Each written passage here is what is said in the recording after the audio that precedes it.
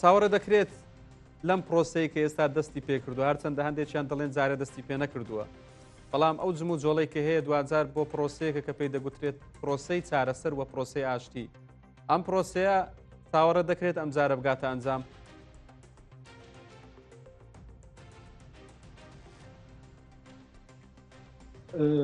براستی برز مجارەکە نە ئاسانە و دەمێکە درێژە خەڵکێ تورکی و سووری و عێراقێ براستی کورمانج و تورک و عەرەب هەموو بوێ مەسەلێ سەروێ مژارێ براستی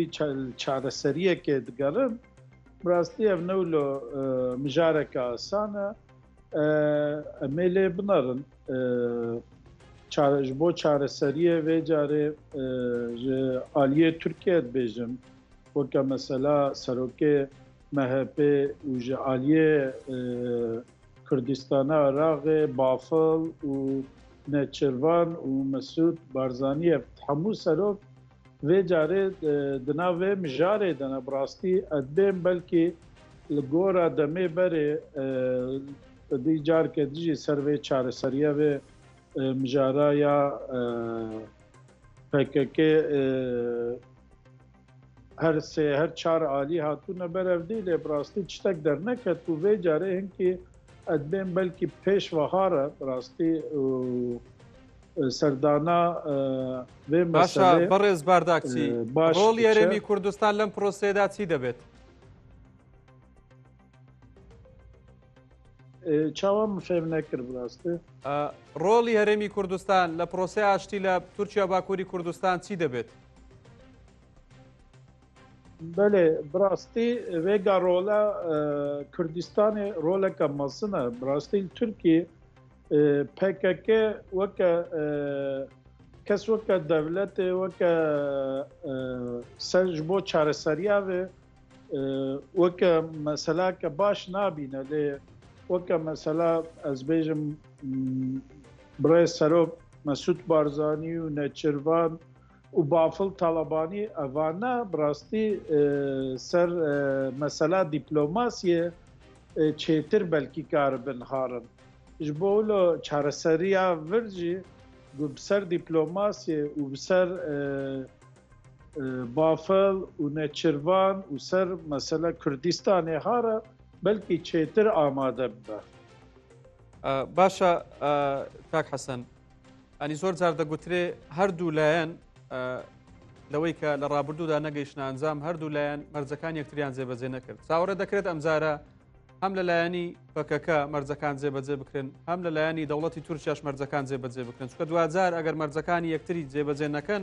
ڕەنگە پرۆسەیە ئەم جارە شکستی پێ بهێنرێت.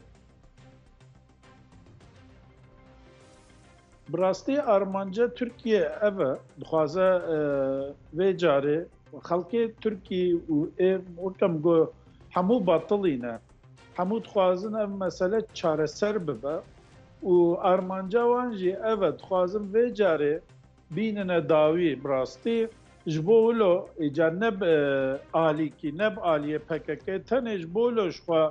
vêga alîkariya ya Kurdistana Iraqê lazim e به آلیکاریا بارزانی و طالبانی بلکه ev mesele برز çareser bibe. لە ناوخۆی باکووری کوردستان ئەم پرۆسەیە کاک بارداکچی چۆن پێشوازی لێ دەکرێت؟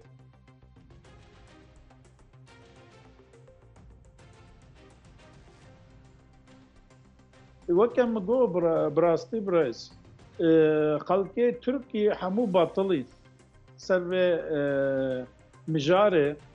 û birastî çima alîkariya Kurdistanê û alîkariya serokê dî lazim min ez ê wê jî bêjim çima lazim in mesele gerek em mesele ser siyasî û ser çandê û ser aboriyê ser teva amade bibe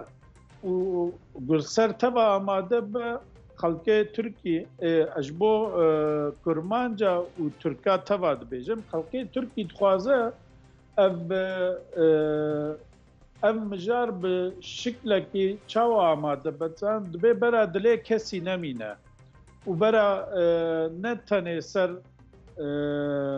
لەشکەرە نەتەنێ سەر ئابۆریێ و سەر چاندێ سەر هەموو مەسەلا بەرا ئەف چارەسەر بە ji bo lo xelk betilî xelk dixwaze ser vê de pêvajoyeke baş pêş ve hare bi rastî. بەڵێ دەستەکانت خۆش بێ بەڕێز حەسەن بەرداکسی زۆر سوپاس کە لە ڕۆهاوە لەگەڵم بوویت هەربژی مەمنون